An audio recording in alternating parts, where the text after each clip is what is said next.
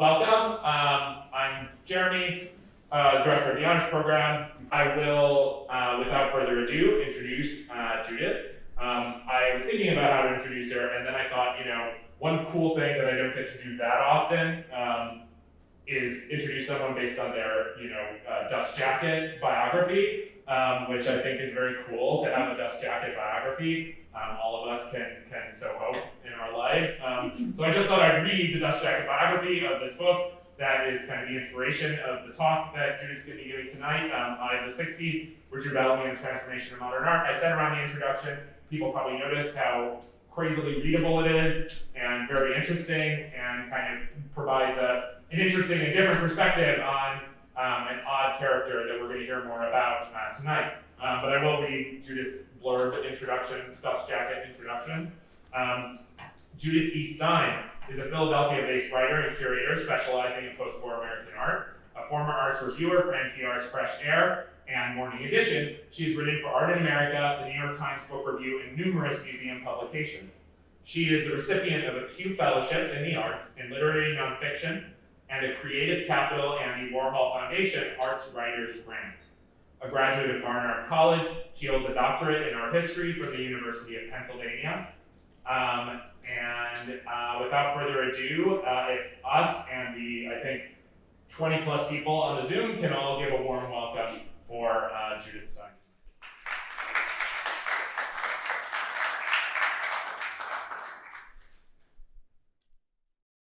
Hi there. It's the first time I'm ever speaking through a mask, so it'll take me a little bit to get used to it.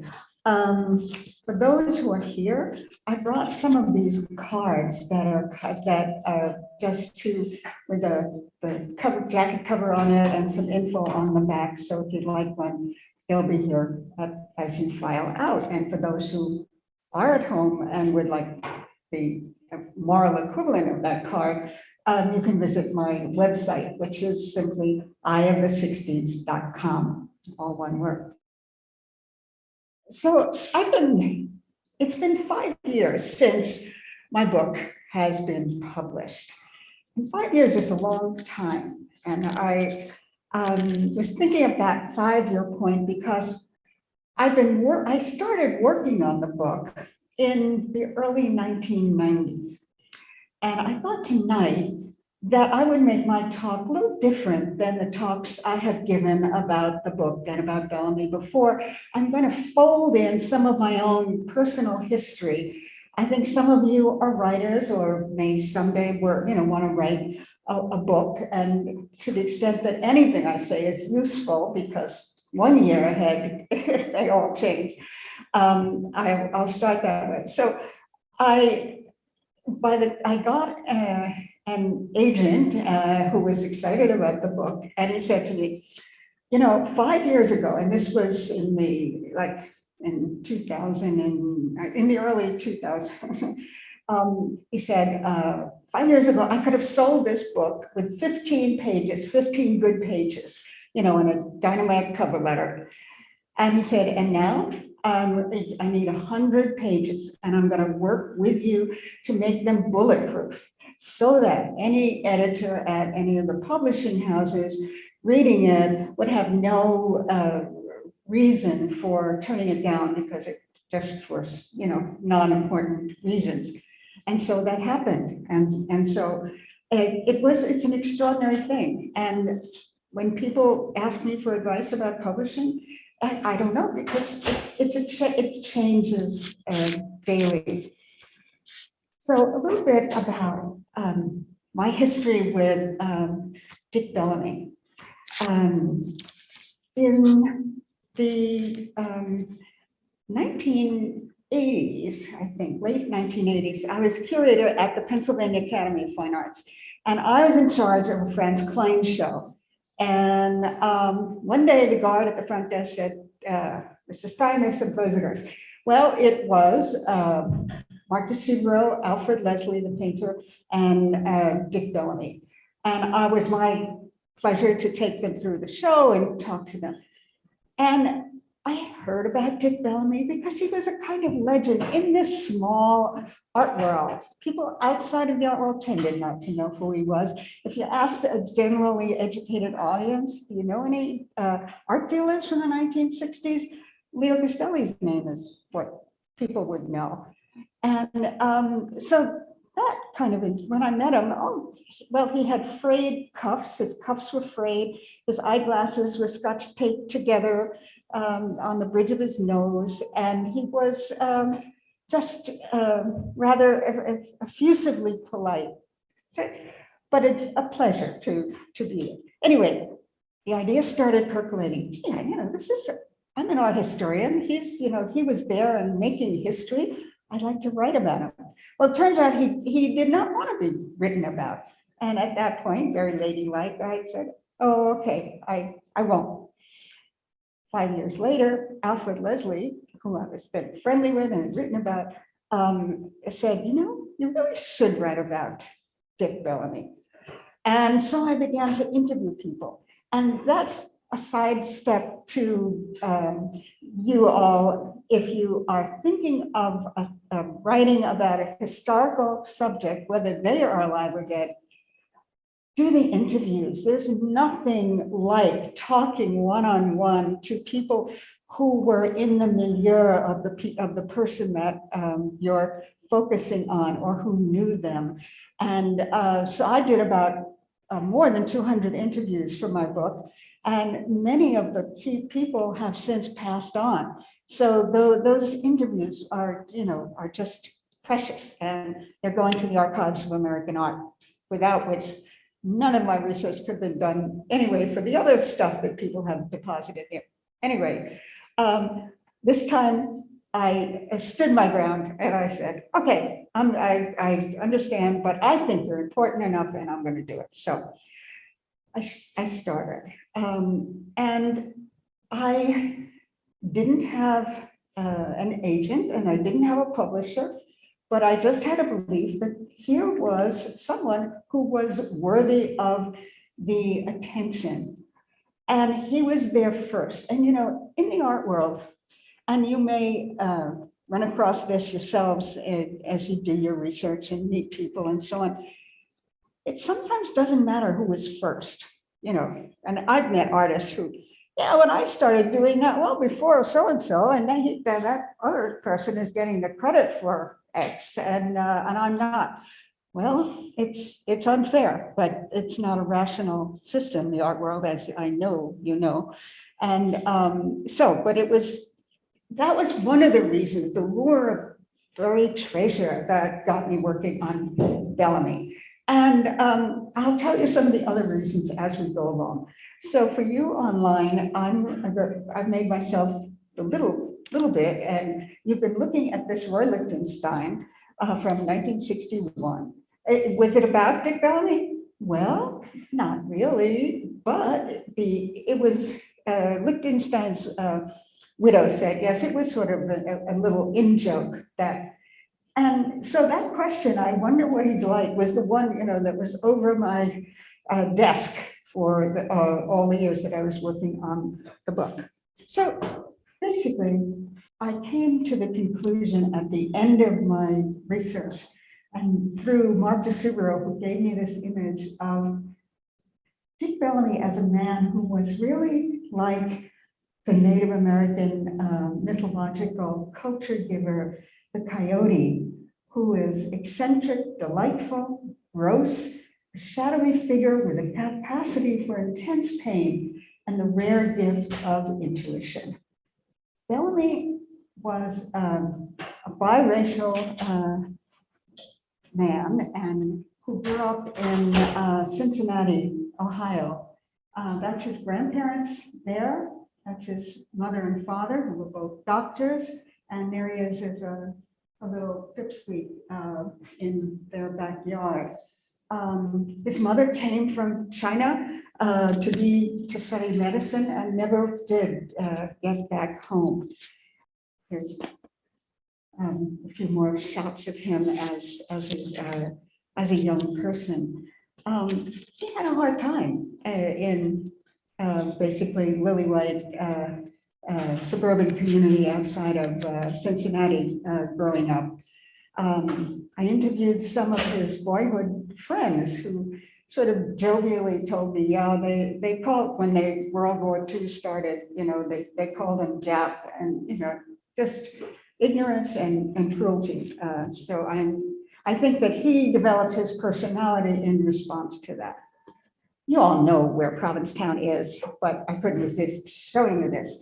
So we're going to take you from Cincinnati, where he was a teenage alcoholic, college dropout. His mother, who had been the culture giver to him, she was quite educated, and his first love of art was Chinese art, figurines and furniture and rugs that had been his mother's. But with her gone, he found his way to Provincetown. We're talking about 1948.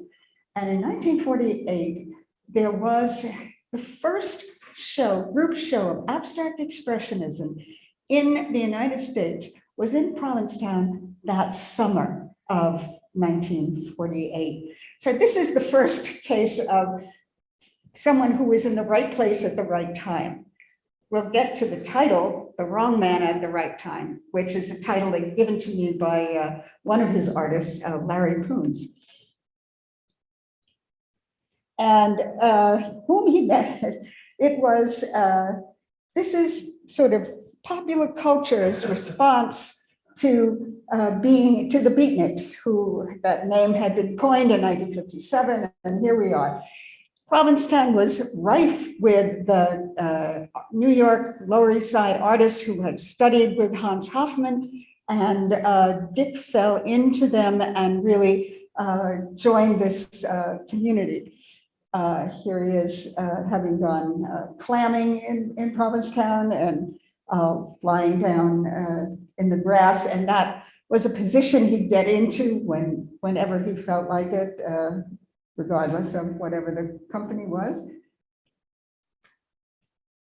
Through his friends in Provincetown and back in New York, he got to know Robert Frank and Alfred Leslie, who were making a movie together.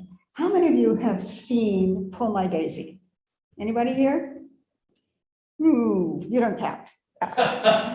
Okay, your assignment, which I won't be around to check on, is to Google Pull My Daisy. It's a 28-minute film by Robert Frank and Alfred Leslie, and it is the quintessential visual document, moving visual document by film on the Beat Generation. And Dick was one of the stars in that. Right now, that's Alfred Leslie standing up. He's directing it. Jack Kerouac is on the side, and that's Dick wearing this strange white uniform, getting instructions from the director. I know that I brought too many slides, but some of them will require very little comment, and others will not. And if you have any burning question, you can ask me while I'm talking, or we'll certainly take questions at the end. And the people online will have that chat function for you. Okay, there is Dick, and that's Alice Neal in the middle. Dick played Alice Neal's son. How many of you saw the Alice Neal show at the Met? Okay, it's not there anymore, but it was a wonderful opportunity to catch up on her. There he is, wearing two pair of glasses in a decrepit trench coat. They're doing publicity for Pull My Daisy, and he's in a carriage, clip-clopping through the streets, advertising the movie. He is in several movies. So Pull My Daisy, you can see yourself. This is called, the movie is Sin of Jesus, And it was a Robert Frank movie. And there's Dick in his costume talking to George Siegel. It was filmed on George Siegel's farm. And some of the other people, there's Dick again, and that's Andrea Frank, Robert Frank's son, and Emilio Cruz is the artist and was one of Dick's friends. He never did show Emilio's work, but he was supportive of his career. This is another movie by Robert Frank called OK, End Here, 1963. And there he is, not having to act very much at all, standing at a bar with the painter Myron Stout sitting next to him.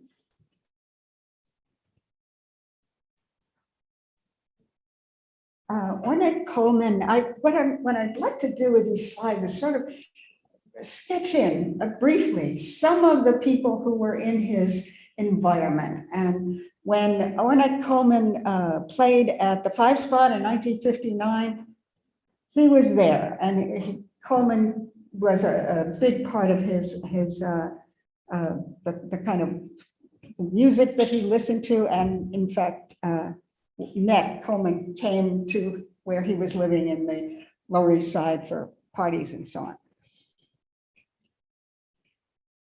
Harry Smith. I hadn't seen what he looked like before when I started looking for images. Harry Smith is perhaps best known as a musicologist, experimental filmmaker, and was a painter, linguist, anthropologist, and magician. He also was not a drug dealer, but an expert on drugs. And Bellamy's alcoholism plagued him for his entire life. I mean, that he lived to the age of 70 was really a feat, given the abuse that he gave his body, and was a lifetime smoker until the very end. And it was Harry Smith who helped Dick try different drugs to see if he could lessen his dependence on alcohol. But it didn't work. But anyway, they were part of the same cultural world. Dick knew Dennis Hopper. This was taken by the actor and photographer Dennis Hopper, of the curator, the Metropolitan Museum's first curator of contemporary art. Henry Gelzauer. It looks like he's proposing to Dick, doesn't it? I don't know. It sidestep to the process of writing a book. These days, you have to pay for your images. You write a book, you pay for it. Back in the old days, they paid. And I tried to get this book published, this print in my book. They wanted, his estate wanted $500 for the privilege of doing that. And and they wouldn't make any accommodation on the price for me, and it just was just too much. And they were just so short-sighted. Dick and was friendly with Monroe Drexler and Rosalind Drexler, whose painting I show you here from 1963. That little photo is of Rosalind Drexler when she, as a very young woman, she was a female wrestler. And so she was one of the more colorful people in this world. And she was brilliant. She's still with us. She shows at Garth Green Gallery. And, there are not that many women whom Dick showed. I mean, this is the time of the good old boys, and there were very few women who were able to penetrate that circle. And she alleged, although they were friends, he never showed her work.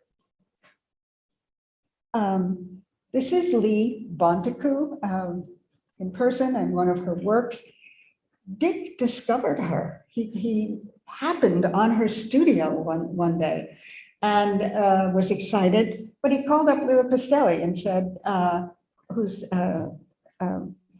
and said, I think I have an artist for you. And so indeed, they signed her right up, and never could understand why he didn't take her himself, although he still hadn't had a gallery at that point. I skipped a little bit of his history. We'll fill it in as necessary. This is some of the good old boys. This is John Chamberlain on the left, and there you see him on the right, surrounded by the Supremes. And the completely unfamiliar to you face of his chum there is Neil Williams, who was, I think, was born on a reservation in a Native American community in Oklahoma, and was a painter and was really a good painter. And Dick was showing him, but he unfortunately, his alcoholism just took over, and that's unfortunately why his career just did not get itself written into the books. George Siegel, who you saw earlier, his signature style was wrapping people in plaster sheaths, a technique he discovered because he was teaching at a summer school, and one of his students her husband worked at Johnson & Johnson. This is in New Brunswick area of New Jersey, and got him a little gig with this brand new material that Johnson & Johnson had just invented, which is for building casts, wetting it and then being able to build a cast. So Bellamy was the kind of guy who did not hesitate to allow himself to be a model for that sculpture. I'm showing you all these pictures of Bellamy. We're going to come trace back and come to the work of his major work of discovering artists in a minute. But he was kind of like a chameleon. I mean, this is in the later 60s, where he just grew this strange beard and had these glasses, and just as if he had another persona coming out. So this is a photograph of art dealers who were active in 1970 for a photograph in Vogue magazine. Now the text is by Paula Cooper, and that of course is Paula in the lower left-hand corner. And she when she was talked to said, they have me as Mrs. Neil Cooper, AKA Paula Cooper. That gives you some sense of what I and other women in the art world were dealing with then. So indeed, and there is Dick with his, there was an actress in the 40s, Veronica Lake, who wore her hair over one eye, and this is his Veronica Lake period. Now, that playing card on the right is a Don Selander, was a conceptual artist who made a whole deck of cards. There's some of them, and the one in the lower right is Dick, and he's used that photograph to collage to make this. This is there was one. Anyway, it's a very funny deck of cards. I did curate a show for the Peter Freeman Gallery in Lower New York, called Dead Eye Dick, which is about him and his artists, and the whole pack of cards was there. And you can find that online. It's got great photographs of the installation.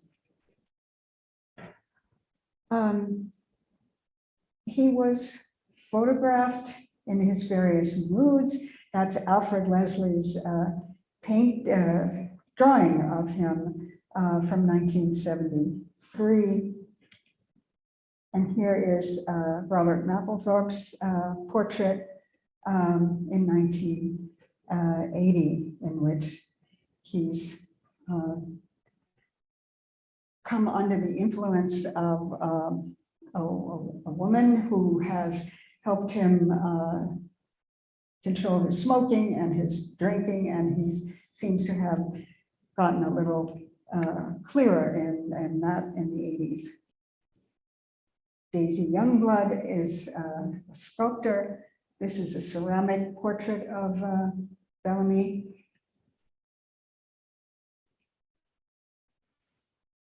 I started the book on the I can't remember if that's the chapter you read, but the book opens with the night that the Guggenheim Museum opened in 1959, because he was there, and I talked to people who were there, and it was interesting to get people to describe their first sight of the Guggenheim and what it was like to crane their neck and see feel what one said it was like being inside a seashell and so on. And that was a very interesting device in the writing craft.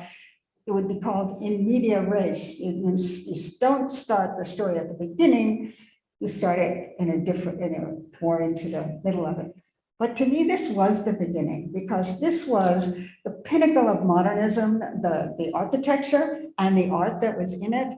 And while these folks were celebrating uptown on 91st Street, downtown, there was, and this is 1959, there were those who were starting to take the first steps of postmodernism, of Lichtenstein using comic books. And, that night, nobody there at the Guggenheim would have had any sense of what was coming, but it was coming. And Bellamy was up for it.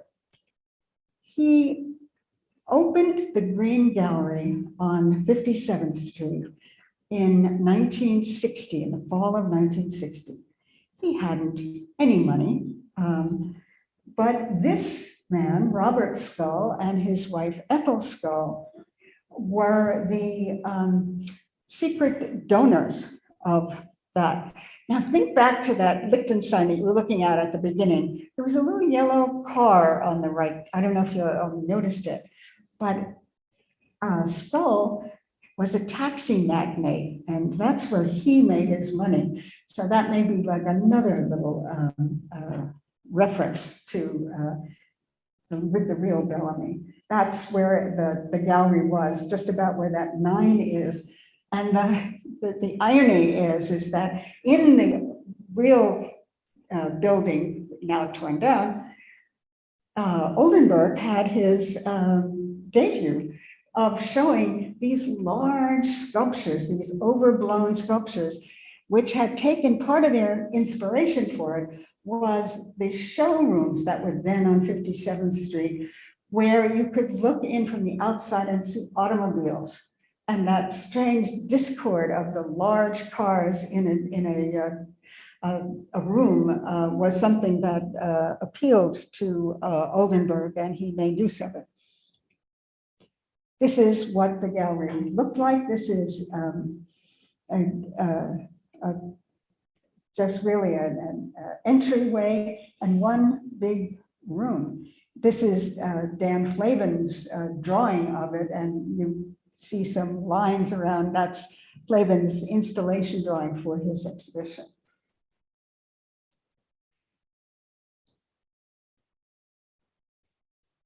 Dick opened the gallery with Mark DeSuro's show, and that is a photograph of an installation shot of the gallery. There's no pedestal on the floor. It's this and the materials are discarded materials. Very few. This was not today. You wouldn't perhaps even think that it bears remarking on.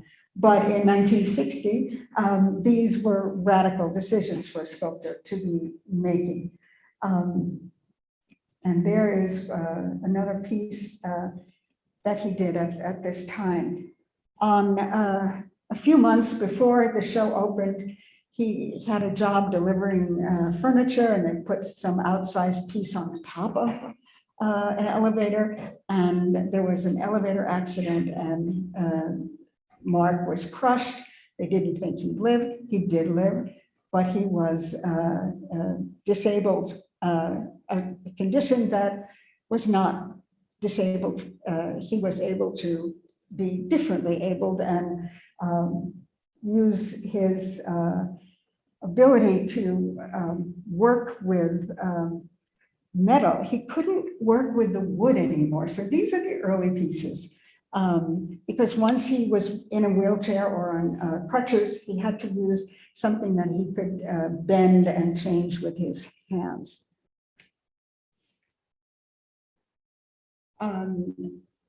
There you see the artist who began as a wall painting murals, and it is a roll. Excuse me. Oh my God! This is you see here. This is his work.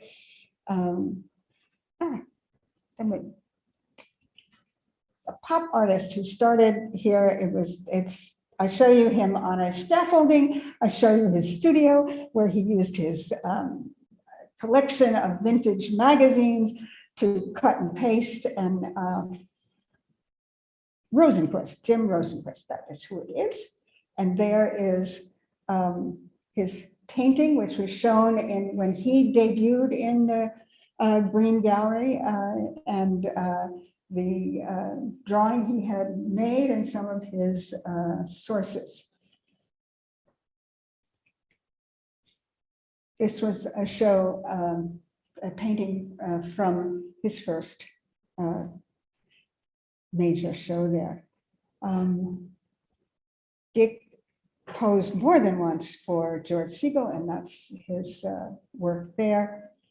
And this is the first one he made with that plaster technique, which happened as follows. It was in July, it was hot, and he asked his wife to wrap him in these wet, dripping things, which she did.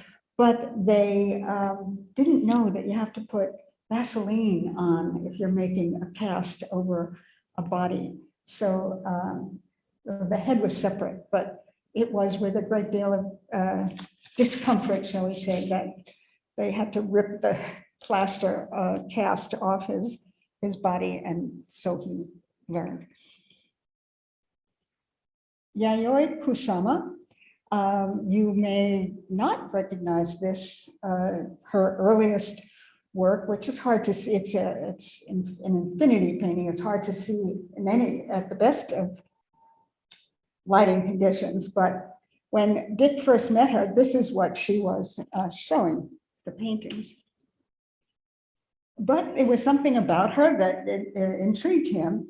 And so he had a show at the end of the season in 1962, and she had just started doing these sculptures. So this was the first showing of her sculptures that was in the Green Gallery. And at that time, she had an intimate relationship with Donald Judd, who lived in the same building, and he helped her. Can you imagine Donald Judd stuffing these things with her? But he did, and such is commitment. And in that, at the pride of place on the back wall is Andy Warhol, 100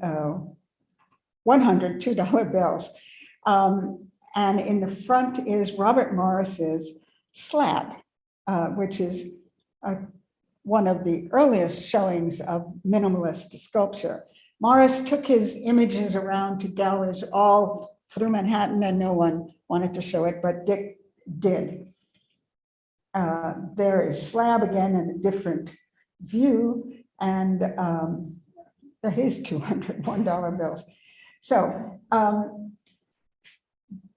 Skull prevailed on Dick to sell it to him, and I'll just show you something about the reason why sometimes he is called the midwife to the contemporary art world. And the irony of this image of the dollar bills is that Dick had countercultural values. Money was not important for him. It wasn't particularly important to Leo Castelli either, but it had a very different way of showing it. Dick never bought work from each show, as some galleries do, to keep the best, to form a collection of the artists that they show. And it's Skull was using the visibility and the access to art by being the silent, the hidden finance behind the gallery to gain social status.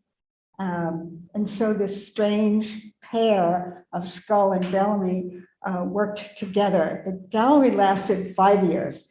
Their partnership lasted 4 years. I'm throwing in a couple of vintage cartoons from the New Yorker. This one, late 30s, early 40s, because you have to put yourself in the position of someone. You are knowledgeable about art. Maybe you're an artist. You're interested, and you walk into the Green Gallery when this is what you see in there. And there's the pop art on the one side, the Andy Warhol, the Yayoi Kusama, then the minimalist in the front. What do you think? I mean, how do you come to terms with it? It's hard because this image, while it certainly predates the era of Warhol or Agnes Martin, it's the earnestness of the visitors in this museum who really do want to understand what they're looking at. Well, here are the jumbo-sized works by Klaus Oldenburg. That innovative show with the Warhol was in June '62. Dick closed the gallery for the summer, handed the key to Oldenburg, and he went to Provincetown, which is where he went in the summer. And Oldenburg, who had a studio downtown, used the space of the Green Gallery in the summer to make these huge pieces. They were sensational. I mean, people really, because it was recognizable, it wasn't figurative, but it was, you could identify what it was of. People responded to it and started to collect it, and people who wouldn't have bought, Robert Morris did buy the pop art. There was he had a happening uptown. Usually these were held downtown, and that's the Patty Oldenburg and Lucas Samaras. You can hardly see there in a baseball outfit, and the artist in green pants, and then a couple of the people who would come in to see his gallery. Tom Wesselman had his uptown debut at the Green Gallery. I show you two views of the same work of art, one with the cabinet door open and not. And truly this had everything and the kitchen sink in it. So this was sculpture, it was painting, sometimes, and it had references to art history. That's a Mondrian there. And again, it put the Green Gallery was already on the map, but it was the pop art there. And Lichtenstein was not showing with Bellamy, he was showing with Leo Castelli. And it was the confluence of the two of them, their art, that made such an impact on the art market. this just might be the most important show that Bellamy did in that 5 years, although it's hard to say. I wouldn't swear it. There was Donald Judd's first sculpture, which you see in red on the left, and then there are two reliefs on the left side of that image. More Kusama and Larry Poons was showed work there, I think. Oh, I've got, there's the Kusama. Dan Flavin, it was the first time his work with electric light bulbs in it, not quite the single fluorescent tubes that would become his signature work, but this was shown uptown in this period of just the beginning of '63. Robert Morris went on to make more minimalist work. Some of them were performance props. And this is two of his, and now he's getting into conceptual art. These are two of the early really examples of conceptual art. The card file on the left, which every one of those little folders, pockets, has a description of what it was involved with going to the store to buy the card file and all, and its history is written on it. Very similar in concept to Box with the Sound of Its Own Making on the right, and that photograph is from the Green Gallery, and it was shown up high, and it was. There were something, I don't know how many hours, there was lots of, maybe at least 3 hours of tape of the sound of its making. And John Cage came and went down to his studio and listened to the whole sound of its making. Not that many other art lovers did. But it was clear to the people, you know, the avant-garde group of artists in New York that the Green Gallery was just, you know, pulsing with energy and with innovation. Even if people didn't like it, they knew that that there was something, the energy there was unmistakable. This is Poons, and it was Poons, when I interviewed him, who described Bellamy as the wrong man at the right time. Which, what does that mean? It means that he had the love of the discovery of the artist, but he didn't have the same feeling about nurturing their careers the way gallerists came to do. Yes, he raised the prices with shows, and yes, he tried to interest museums and collectors in their work. But that commercial aspect of it was, as a motivation, was missing for him.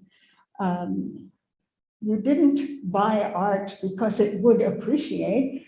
For Bellamy, you bought art because you appreciated it. And he sometimes would deflect people from buying a work of art if he thought they didn't have the right attitude towards it. Like he wanted it to go to a good home, and they weren't. He wouldn't say that, but to their face, but almost. Anyway, here is this op art now showing here at the Green Gallery.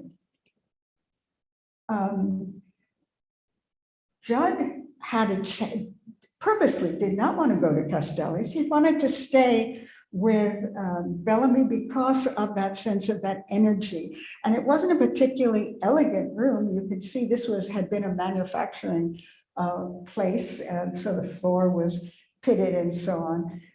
And you saw the very first showing of his sculpture, where there were a few in a group show. And that's what Bellamy liked to do. He liked to make the group shows, because if you knew one of the artists and you came for that, then you would be introduced to others. And so some of the group shows are some of the more exciting ones he had at the gallery. And this is Judd's debut, a shot. And another New Yorker cartoon of somebody earnestly trying to figure out, is it life? Is it art? Is it life? Is it art?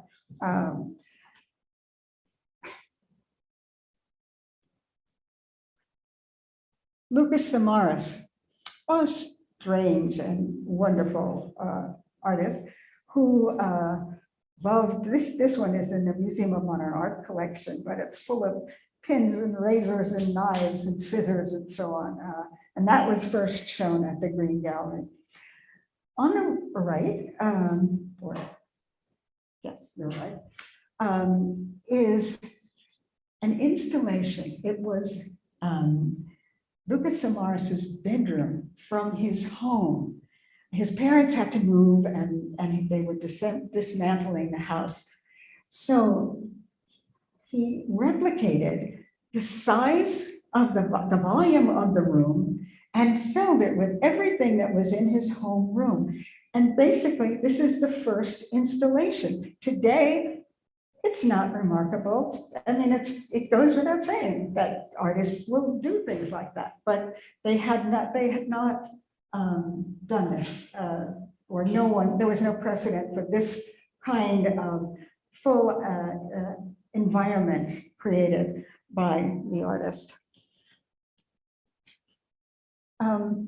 Lee Lozano is an artist who is better known today than she ever was at the time that Bellamy was showing her, and he gave her her first show, and that's called Ream of 1964. She was all set she was in a group show and all set to have a solo show when the Green Gallery closed because he had no money. I mean, you can have high-minded ideas about which art goes to where and so on, but once Skull took his money out, there was not enough money to maintain the gallery.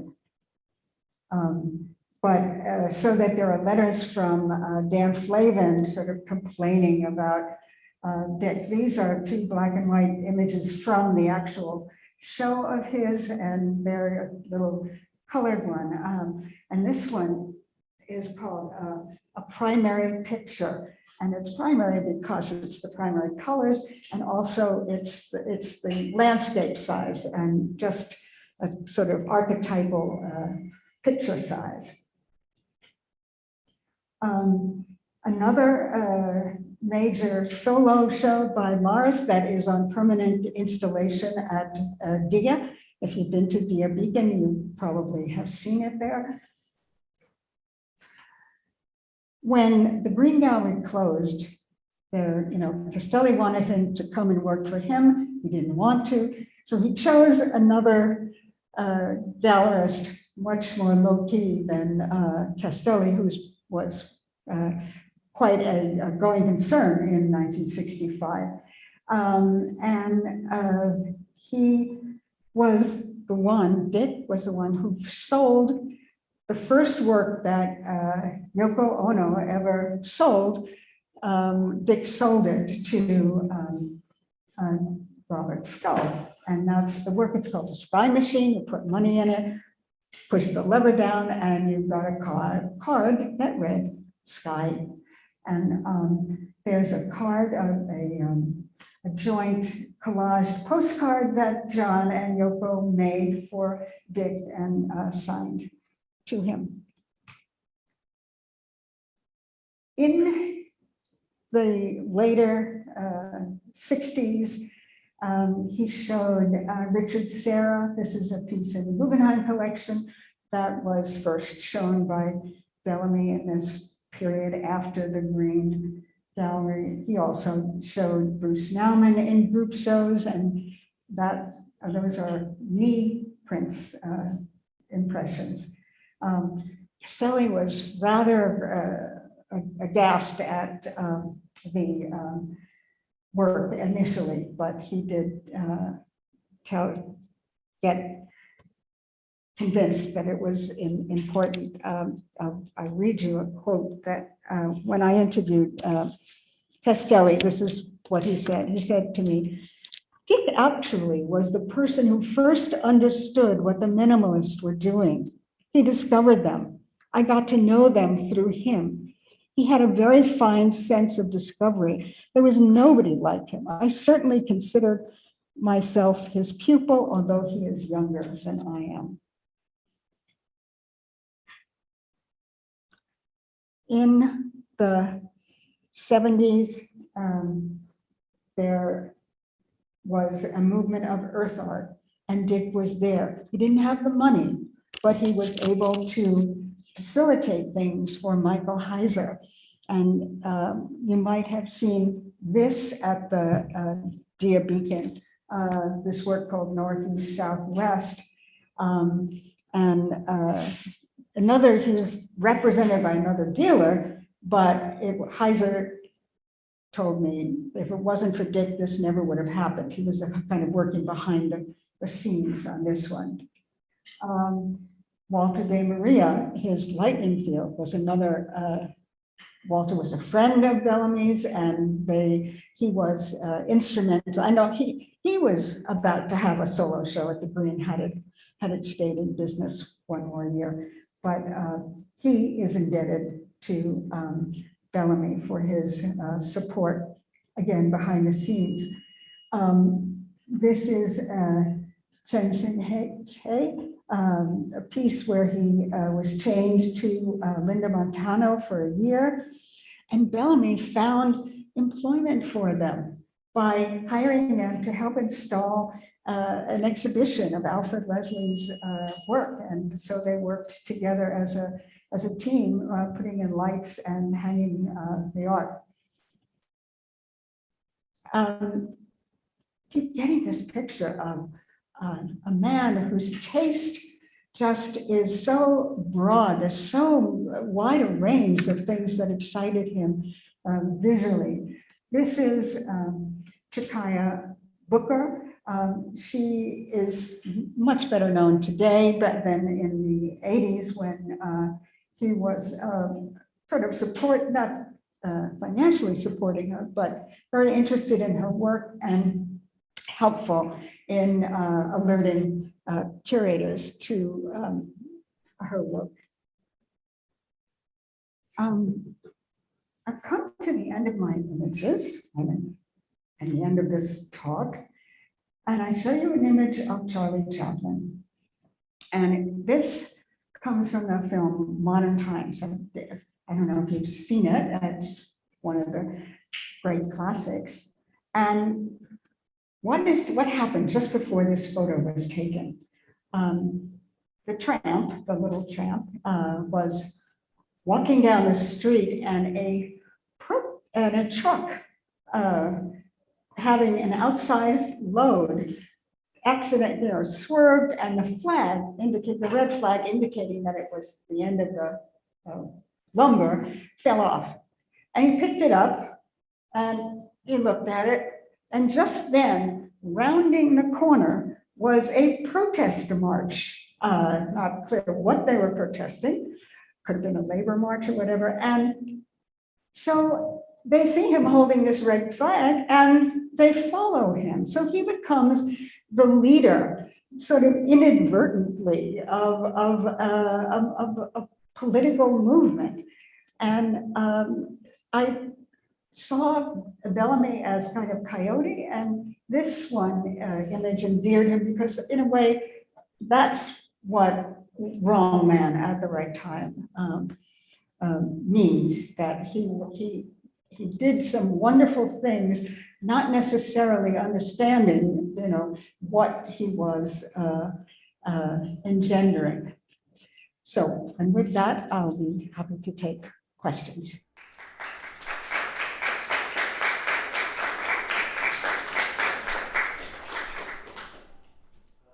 So we have a question online, but since we're here in person, I think we could go first if someone has a question to start. So, or should I read off the question first? All right, so we have a question from Lynn Gamwell. You describe Bellamy as devoted to the arts, contemplative, indifferent to wealth, which is the personality of a Song Dynasty Southern School literati. How much of his persona do you think he got from his Chinese mother? I think that's right, literally, you should pardon the expression, right on the money. So yes, I think that the values of Chinese heritage, of literature, of culture came through his mother. His dad was from farmers in Kentucky. They were fine people, but literature and the arts was something that they had no knowledge of. So yes, thank you for that question. I thought of something else that I wanted to tell you. So my undergraduate thesis was on Orozco's Dartmouth frescoes. That interested me. So I was writing about something in the 1930s. And then I went to graduate school. So it was 1965. It's hard for you to imagine what was that like? There were no courses in contemporary art. By the time I was then raising a family, so I was going to school, in the summers a lot and so on. And I was able to take a class at the Women's Center, was giving classes, but feminism had not made any dent. It was the old boys network. I was, in one time I was giving a report on Albrecht Dürer, and there was an image of a cow. And the only comment from the professor in the whole class was I referred to the cow as he. And Mrs. Stein, we referred to cows as she. Now, that was the kind of feedback that I was getting then. And critical theory, which you breathe in, and take it for granted that people think in terms of critical theory, that hadn't come to the US shores yet. It would be another almost 10 years before at least at the University of Pennsylvania, reflected that trend in philosophical thinking and just ways of looking at and thinking about the world. So it's almost like for me to try to remember, yeah, there must have been a time when there were no automobiles. What was that like? Or God, without electricity.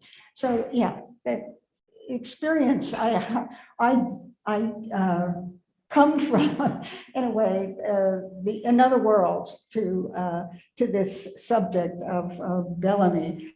And it was such a wonderful mix of people and ideas that kept me sitting on my behind for a good many years before the book was published.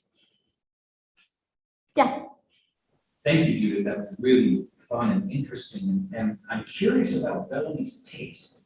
I mean, clearly he got his orientation toward the arts from his mother, but I'm wondering what your sense is of what was leading him to choose certain artists or be interested in certain artists. I'm curious, in all the interviews you did, for example, did anyone identify artists that he came to know whose work he didn't like? Yeah, so I showed it to Warhol, and I give him credit for being the first one to show, but he wasn't. Warhol was dying to get into the Green Gallery. He writes that in his diary and so on. But Dick was a little lukewarm. He wasn't too excited. I think that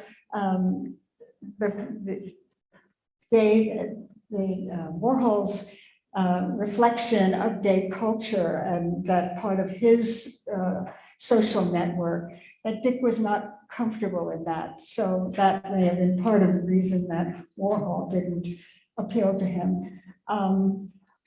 Likewise, I think he liked Jasper Johns, but it wasn't, but it was, of course, Castelli that got to him first. And it's really an interesting thing. He knew that when he walked into Jim Rosenquist's studio, he said, finally, work I can, I like, so, or I can show this. So I think it really was, some people talk about their palms sweating or, some physiological response when to art. Whether he had that, I don't know, but there was something where it skipped rational, it skipped thinking about it. He saw it and it just went to a place where he said, yeah, and it's also belief in the person, in the artist. He would start showing an artist with one style and then they would change and he went with whatever changed. So that was with Flavin, you wouldn't necessarily have guessed that from those wall reliefs with the light bulbs on it, what he became. And maybe the best example is George Siegel, who was, painting and doing other plaster things, but just not anything, like this. And when he saw it, he knew it. So the question was, what other happenings might he have had besides the Olenberg one? Well, James Lee Byers, there was an event which is very poorly documented. I really was grabbing at straws to try to get as much knowledge about that as I could. But yes, there was a quite interesting happening or event that that people came to see in the gallery. But it was his world really downtown in the Lower East Side.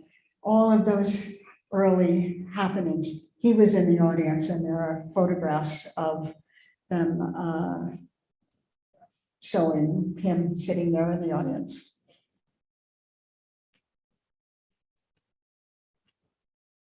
Yeah. I guess I have a follow-up question to Tom's in some ways, which is, for you in writing the book, were there artists or movements or the like that your views on them changed after seeing them through Bellamy's eyes? Yes, I think. Donald Judd, I always knew he was important and, I wasn't going to be a Philistine and say I didn't like it, but I was lukewarm. And one of the places that I got to go as a writing residency, and so lucky was Marfa, Texas, which is where Donald Judd had his compound. And when I walked into some of those installations of Judd's work there and saw these cubes with the light, the Texas light on it, the color of the washed out brass, everything, I got it. I really did. And that just was like turning a switch for me. But thank you for asking. So the question had to do with, can I say anything more about Harry Smith and his role in Bellamy's life? And my answer is, sadly, I can't. I just know that part of it.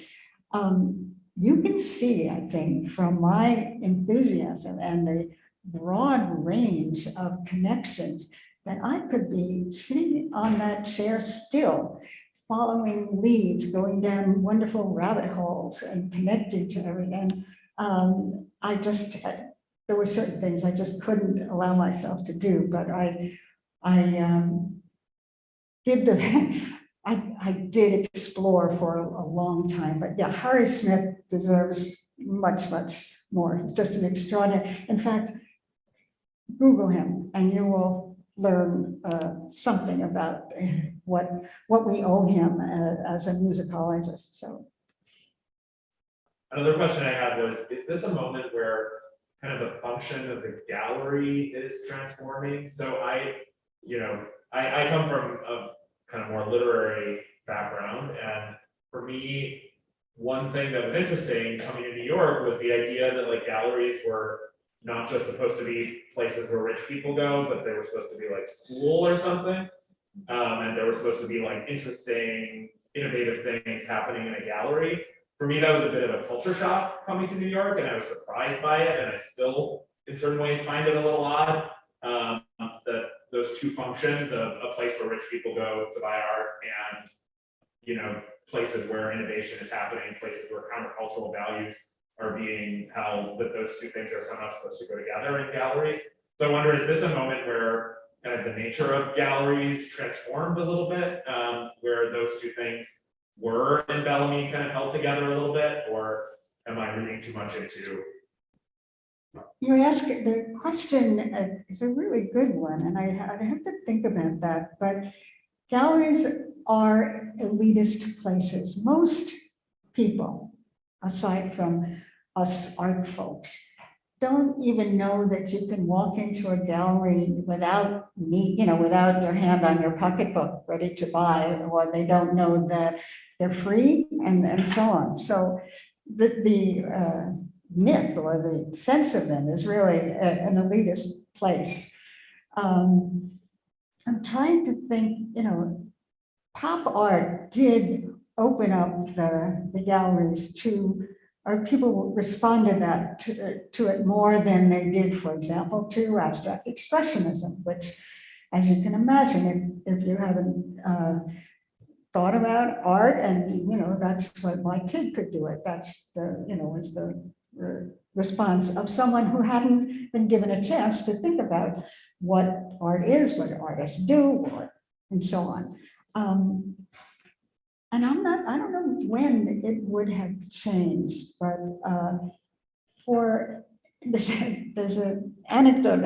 I think Alfred Leslie once told me that de Kooning would say, how do you know when somebody walks into the gallery, because everybody wears casual clothes and jeans, how do you know who the collectors are for the dealer to ostensibly pay more attention to? And de Kooning says, the shoes. That rich people wear really good shoes. They can be dressed in formal ways in denim, but they had. So I think, just having come from Chelsea before I came over here, there's a certain kind of aloofness. Well, now with COVID, who knows, everything is all bets are off, but it was a kind of snobbery of the people that, the galleristas in the front of the gallery. And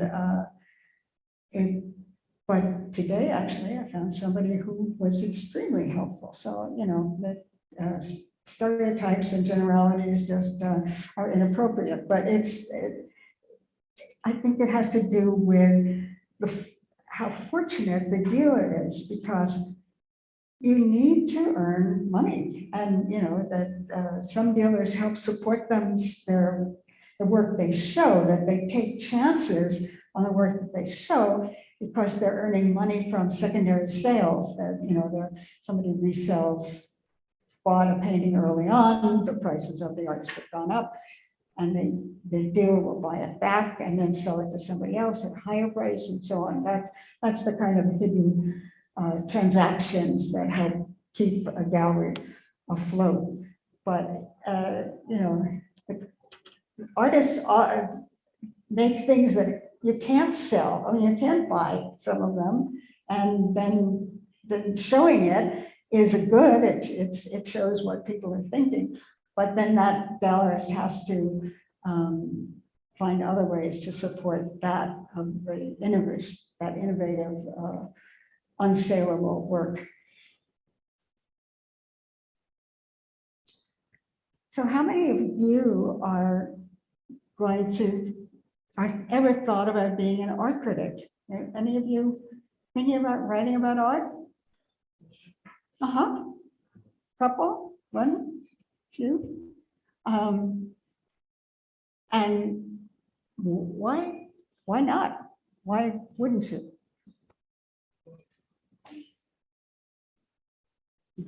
No, obviously I'm serious and I'm not judgmental. I'm just trying to understand when, who are the people that get sort of channeled into writing about art? Yeah. I think as someone that is on the fence and wanting to, and also unequivocally scared of starting it, is the breadth of information that I could just miss, especially in terms of like the narrative. Like, a lot of stuff is recorded, and a lot of it I simply would either need to. There's a lot of information, and I'm very scared of missing information, right? Especially on something when I am giving an assessment of someone's part or their career. So sometimes I just go, I'm going to take a step back from this and just sit and enjoy. Yeah. There's sometimes I read about art, I give myself permission to take this other mode and I call it the just enjoying the artwork without necessarily thinking about it. But, I think that, I have a PhD in art history, so, and it's kind of, in some ways, it's, dragging it, but it does help contextualize me, giving a sense when you're looking at contemporary art to know what came before. But it shouldn't be intimidating to if you don't have, advanced degrees in art history. You've been educating your eye, all along. And the only way to do it is just do it, just to start writing and find ways where, they may not pay you, and so on. And maybe you'll get critique if you're really lucky. You get an editor who will, give you feedback about the language, because you've got the writers you're dealing with. Here's the art. You see it, you have a reaction. You have to use words to get somebody who hasn't seen the art, give them a sense of what it is and what it was like, or what it made you think of, or what the other things you've seen that it relates to. We need more, all of you here who are coming from different places in your education. Open your mind to just thinking about writing about art and not being intimidated by what you don't know. You're always going to not know more than you know. I mean, we're all in that same boat. I think, Judith, one of the misconceptions people often have about art critics is they think that the main thing that art critics do is they pass judgment on work. But actually, one of the most difficult things to do with art criticism is to accurately describe what you're looking at. It seems really easy. It's like, oh, there's a photograph. I don't need to say. But actually, that's the thing that's most important, is how the object is described, because in that description, which entails no judgment, but in that description, that evokes the experience of seeing the art for the reader. And that's a difficult thing for any writer to do, is to accurately describe an object. Yes, and Tom just talked about the challenge of being a good describer.